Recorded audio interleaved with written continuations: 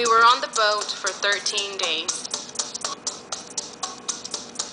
The workers have taken their shacks and turned them into palaces.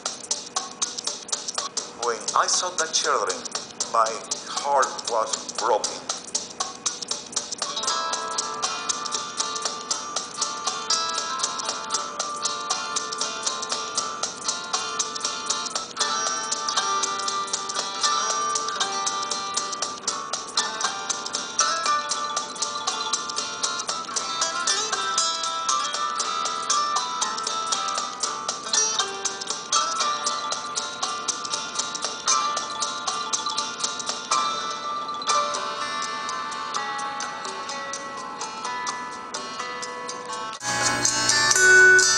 These are the faces of hope, reflected in the story of life deep in the Texas Rio Grande Valley, along both sides of an international border that both separates its people and brings them together. It is here you'll discover and be changed forever by the faces of optimism and the struggle for opportunity. These are the faces of hard work and determination, the faces of inspiration. These are the faces of Southwest Good Samaritan Ministries.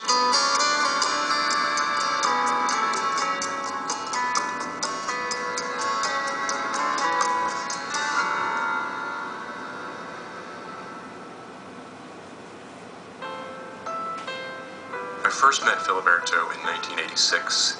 I learned about him from my mother-in-law. She told me about a pastor in the Rio Grande Valley of Texas who had been a refugee from Cuba, had been in the prison camps of Fidel Castro, and who now was devoting his life to serving refugees. I was very intrigued by this, and I had to go meet him. When I first met Filiberto, I met this sort of small, balding man with a big smile and a heart of gold. He took me to some places that I'll never forget.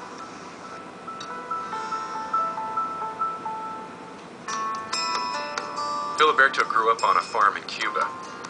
As a boy, he accepted God's call to ministry while playing under the shade of a spreading mango tree. It was shortly after his graduation from seminary that Castro's betrayal and persecution of the Cuban people began. As a Christian, Filiberto became the target of Castro's regime, first as a Christian minister and then as a junior high school teacher. It wasn't long before the persecution began, and he feared for his life. I was taken to a cinder block structure not far from the front gate. The guard stood me against a wall, facing away from the main prison yard. In front of me, 6 soldiers, their rifles resting on their shoulders, stood awaiting orders.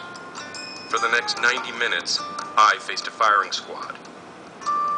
The commander approached me and repeated the instructions. "You have 1 minute to disappear, or we will not guarantee your life." I ran like never before in my life. No shots were fired. Filiberto spent 1,431 days in the prison camps. There were terrible conditions. There wasn't enough water, wasn't enough food. Men who had worked in the sugarcane fields all day had a simple bucket of water to shower by at night. Nobody slept. They had to stretch their hammocks between poles. Imagine living with 500 men who had showered with a bucket of water for nearly 4 years.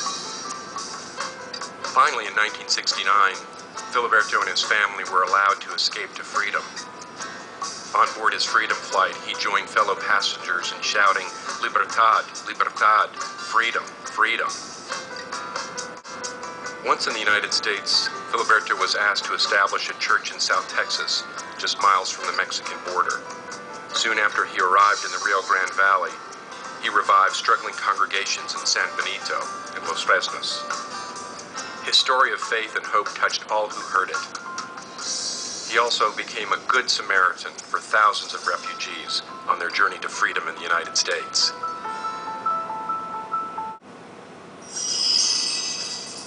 I am Filiberto Pereira. I am the founder and the director of the Southwest Good Samaritan Ministry.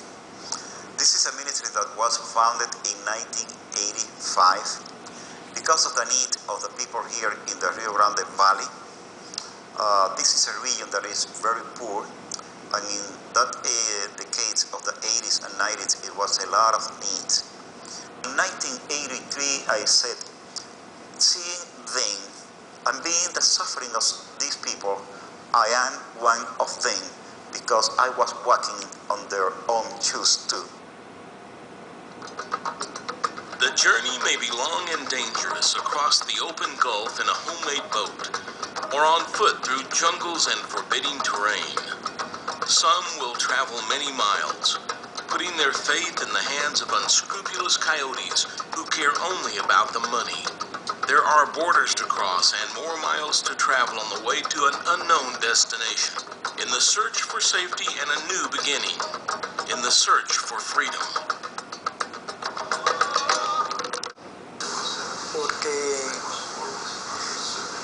Because I was a fisherman, I was always under surveillance. In order to be a fisherman, you have to be in compliance with all the government regulations and agree not to help anyone escape Cuba. You have to work for the government. You can't keep anything for yourself. After I tried to escape for the first time in a boat, they put me in prison for 2 years. It was horrible. They thought all the prisoners were dissidents, that they were a danger to new socialist society. And after prison, I was unable to get a good job. Finally, I decided to build a boat with a friend. Very secretly, we built a raft, always escaping the police surveillance. We were on the boat for the 13 days, near death, without food and drinking water. I was feeling so weak. There were tremendous waves hitting us too because of the storm. We were ready to die. For 5 of the 13 days, I was unconscious and bleeding, unaware that I was pregnant. The other people on the boat wanted to throw me into the water because I was unconscious, and they thought that at any moment I would be dead. But my husband was by my side, and he said, "If you throw my wife overboard, I will sink the boat, and I know how to do it." It was a very difficult time, but thank the Lord we arrived in San Pedro, Belize, and I was taken by a helicopter to the hospital where I spent a few days.